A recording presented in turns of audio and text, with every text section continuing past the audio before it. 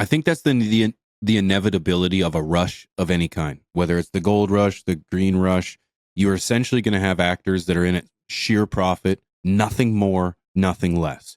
Then you've got the people that are really going to turn this into a lifestyle. They're going to change, they're going to adapt, they're going to overcome, they're going to put roots in the ground, raise a family, all on this.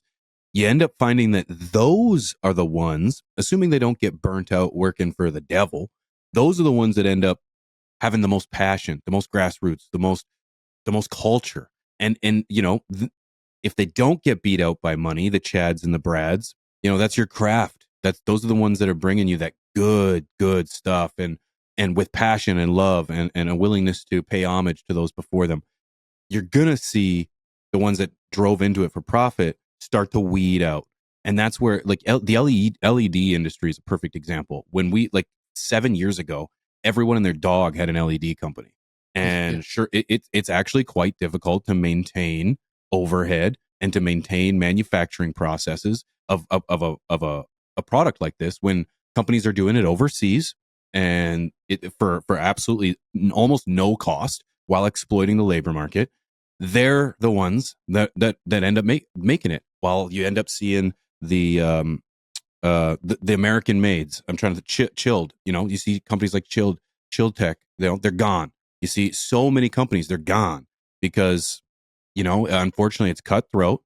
It is what it is, and you're going to see some fade out over time naturally.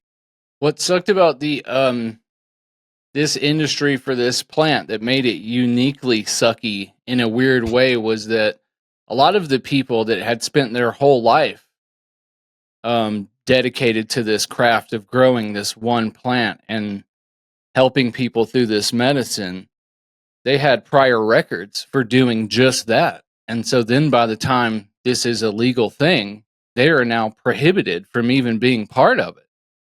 And even if they weren't, they've been doing this their whole life, and it's an underground thing, and you're risking your freedom if you're trying to make money from it. So a lot of these people, most of these people, don't have millions of dollars laying around to buy up all these licenses.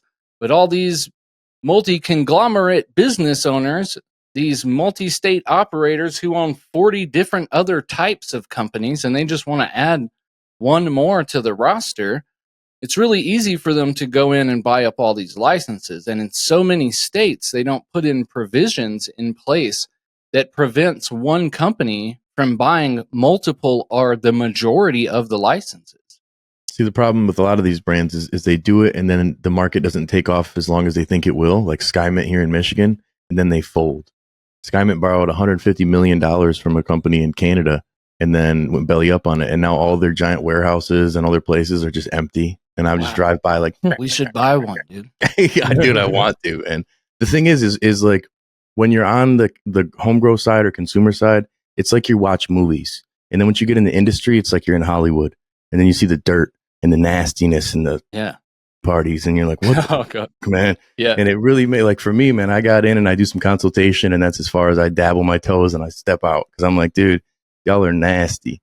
Let me wait 10 more years until you guys get out and all the cockroaches scatter to another fridge to go underneath. For now, I'm just going to watch on the sidelines and do what we do. Consultation sounds fun. It's like, you just pay me and I will tell you what to do. And if you don't do it, you suck. Yeah.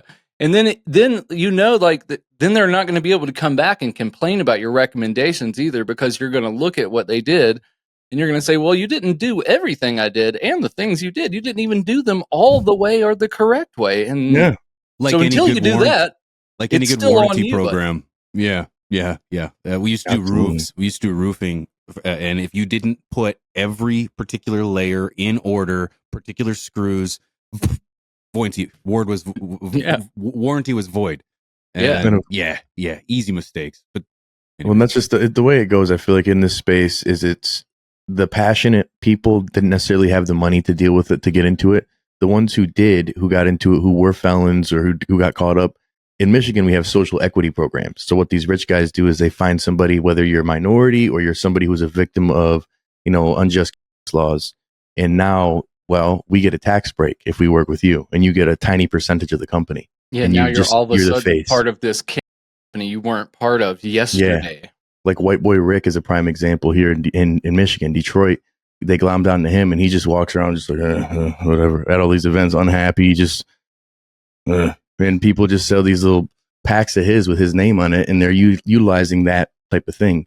There's all sorts of brands that they pretend that they're doing something for the people or for the guy, the victim, and it's like, nah, you're an MSO, you're in Florida, you're in Colorado, you're in California, Oregon, and now you're in Michigan, and now you're going to partner with the local victim and help him out, right? But your bud sucks. Yeah, the MSOs are what I hate to see the most, because when one company is dominant over the market of an entire state, they control the quality of the product. If there is no other competition, you don't have to try very hard. If I'm the only store to buy from, I'll sell you whatever I want, and I'll do as little work as I want. I'll sell you brown garbage trash with seeds and mold, and you'll buy it because that's the only option you have. And they're going to sell it to the medical patients just the same. And that's why I hate to see that, because it's money first and patients last.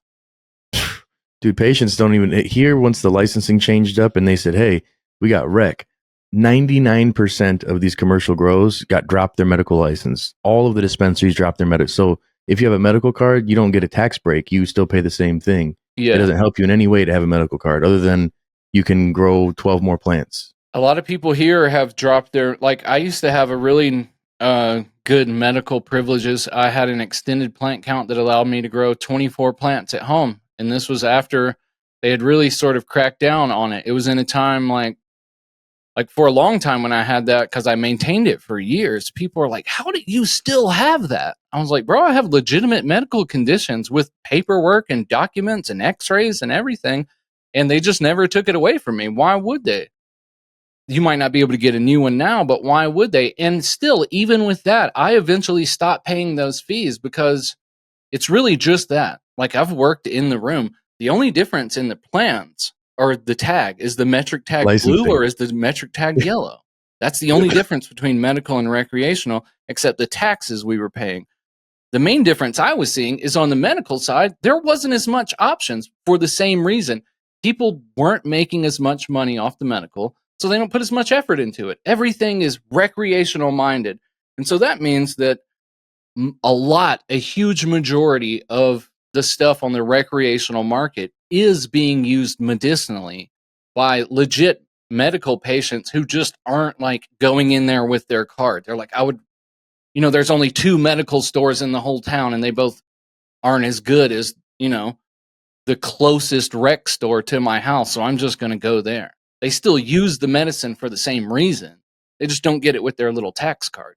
Not to mention that blue tag, that medical tag, just increased the price 25%. So yeah, they got to pay a tax on it. So why would they? I'm seeing people post prices, recreational prices versus medical prices, and medical prices are marked up for no other reason than the fact that it's just medical. And it's like people used to say medical is better. That you got that medical quality. This just smells like med. I remember that. I made a video about that. Was like one of the probably first dozen of videos I made. Is I went into the garden and I filmed like this big row. It was like, I don't know, 20 rows wide, like 50 plants long. And I was like, and they all looked the same from the wide shot. And I was like, half of these are medical, half of these are recreational. I was like, and I'm going to show you the difference. And I just walked up to the tags. And I was like, see the blue tags? That's rec. The yellow tags is med. That's the only difference. These are the same plants in the same room, in the same medium, under the same lights, with the same nutrient regimen. They get cut at the same time. I trim them in the same machine. It's like all exactly the same. This FTS clip was brought to you by AC Infinity, leaders in garden innovation. Use discount code TheStash15 at checkout to save some money on your order. From the Stash Podcast.